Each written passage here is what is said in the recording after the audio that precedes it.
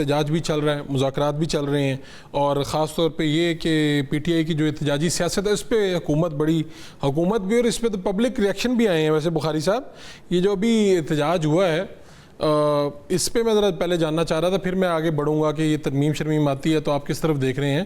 یہ جو احتجاج ہوا ہے اس کو پبلک میں بھی پسند نہیں کیا گیا۔ پاکستان تحریک انصاف جب بھی نکلتی تھی لوگ ساتھ کھڑے ہوتے تھے، تھوڑا سا یہ ہوا ہے کہ لوگ بڑے اذیت میں آئے ہیں۔ حکومت کی بھی اس میں نااہلی شامل ہے کہ انہوں نے صحیح طرح سے اسے مینیج نہیں کیا۔ اسلام آباد میں خاص طور پہ بہت زیادہ سوشل میڈیا پہ ریئیکشن آئے، اس کے بارے میں کچھ کہنا چاہیں گے؟ جی بسم اللہ الرحمن الرحیم، بہت شکریہ جی۔ دیکھیں، میں نہیں سمجھتا ہوں کہ کوئی ریئیکشن آیا ہے، اور سب سے بڑی بات تو یہ ہے کہ مجھے کائنڈلی یہ بتا دیں اڈیالہ جیل کون سے ضلع میں ہے؟ اسلام آباد میں ہے؟ تو جواب ہے نہیں۔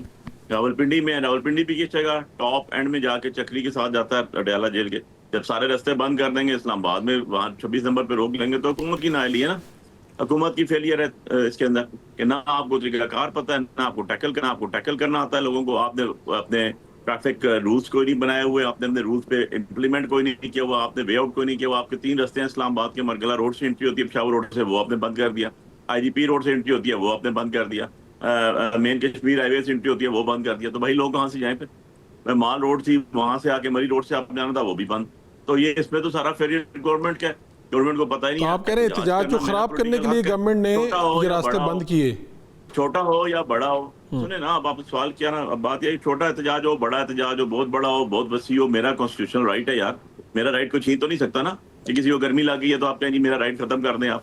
بھائی میں نے خان صاحب سے ملنا ہے، خان صاحب سے ملاقات کے لیے ان کی فیملی جاتی ہے، ڈاکٹر جاتے ہیں، وہ بیمار ہیں، لارجر بینچ کا آرڈر ہے، اور ایک آپ کا سپرنٹینڈنٹ اٹھا کے ردی کی ٹوکری میں پھینک دیتا ہے۔ ڈوب کے مر جانا چاہیے اس طرح کی گورنمنٹ کو، جو ایک سپرنٹینڈنٹ جس سے تگڑا ہے۔ تو یہ کس چیز کی گورنمنٹ ہے بھائی؟ جن کو رستوں کا نہیں پتا، جن کو روٹس کا نہیں پتا، جنہوں نے سارے عوام و ناس پہ ایک یرغمال بنا لیا انہوں نے، اور وہ بیٹھے ہوئے 17 سیٹوں سے جیت کے، تو ان سے آپ یہی توقع کریں گے نا، ان سے آپ کیا توقع کریں گے؟ اور کہ وہ دودھ کی نہریں بہا دیں گے؟ 4 سال میں $1 پاکستان میں نہیں آیا۔ ریٹس جو ہیں پیٹرول کے 200 ٹائمز بڑھ چکے ہیں، قرضہ ہمارا 6 گنا بڑھ چکا ہے، افراط زر نیچے سے نیچے جا رہی ہے، پاپولیشن کنٹرول نہیں، بجلی کا ان کو نہیں پتا، لوڈ شیڈنگ ہو رہی ہے۔ ریٹس کہاں چلے گئے؟ دنیا میں سب سے مہنگی بجلی پاکستان میں، آئی بی پی، اس کے اوپر کیا بات کی انہوں نے؟ زیرو۔ کیا کام کیا انہوں نے؟ زیرو۔ چینی مہنگی، آٹا مہنگا، دالیں باہر سے آ رہی ہیں، گھی باہر سے آ رہا ہے کھانے کے لیے۔ آپ کے پاس ہے کیا؟ آپ نے ملک کو کہاں پہنچا دیا؟ لا اینڈ آرڈر کی پوزیشن یہ ہے کہ آپ کسی بھی شہر میں جو ہے وہ لیٹ آور میں سفر ہی نہیں کر سکتے۔ تو it's a part of failure on specifically on a part of government. یہ پوچھ لیتے ہیں گورنمنٹ صاحب کو، ذرا کر لوں مخاطب۔ بخاری صاحب، یہ ترمیم وغیرہ جو ہے یہ کیا کہہ رہی ہیں اسلام آباد کی ہوائیں؟ کچھ کیا چل رہا ہے؟ اور پاکستان تحریک انصاف نے بھی کوئی پلاننگ تو کی ہوگی نا کہ اگر کوئی ترمیم آتی ہے تو ہم کیا کریں گے، کیسے ہوگا؟ دیکھیں یار، ترمیم جو کانسٹیٹیوشنل امینڈمنٹ کی اگر آپ بات کر رہے ہیں تو کانسٹیٹیوشنل امینڈمنٹ آتی ہے 2/3 اکثریت سے عوام اور ناس کی، ہارے ہوئے لوگوں سے اسپیشل سیٹیں کسی اور کی اٹھا کے کسی کو دے کے عوامی تبدیلی نہیں ہوتی، وہ کانسٹیٹیوشنل امینڈمنٹ نہیں ہوتی، اس کو کہتے ہیں کہ زبردستی کی یرغمالی بنانا اور اپنی مرضی کے مطابق چیزیں کرنا۔ آپ کو یاد ہوگا کہ جب 26 امینڈمنٹ آ رہی تھی تو بلاول بھٹو زرداری سے سب سے پہلے یہ چیز ڈسکلوز کی کہ 89 شکیں ہیں، اس کے بعد وہ مولانا فضل الرحمان صاحب نے کہا کہ 59 پہ کنورٹ ہوئی، اور الٹیمیٹلی 26ویں آئی۔ ہم تو اس ٹائم بھی کہتے تھے کہ یہ ملک کے ساتھ، اس عوام کے ساتھ ظلم عظیم ہو رہا ہے، اور اس کے بعد 27ویں ترمیم آئی جو رہتی سہتی کثر تھی اس میں نکلی۔ اب آپ دیکھیں تو 26ویں اور 27ویں کی کٹھی آپ امینڈمنٹس کر لیں، اور اس کے ساتھ جو بھی انہوں نے پرپوز کی ہوئی ہیں، جو ابھی ٹیبل تو نہیں ہوئی لیکن جو میڈیا میں چل رہی ہیں باتیں ساری، اس کے مطابق تو یہ وہ 89 پہ جا رہے ہیں نا۔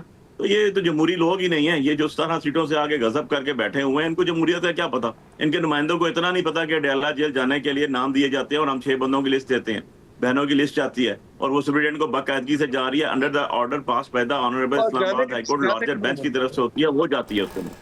اگر ان کو اتنا نہیں پتا کہ وہاں کے رستے آپ 26 نمبر چنگی میں اسلام آباد بند کر رہے ہیں، تو اس سے بڑا فیلئر کیا ہوگا، اور اس سے بڑی نااہلی کیا ہوگی، اور اس سے بڑی بے خبری کیا ہوگی؟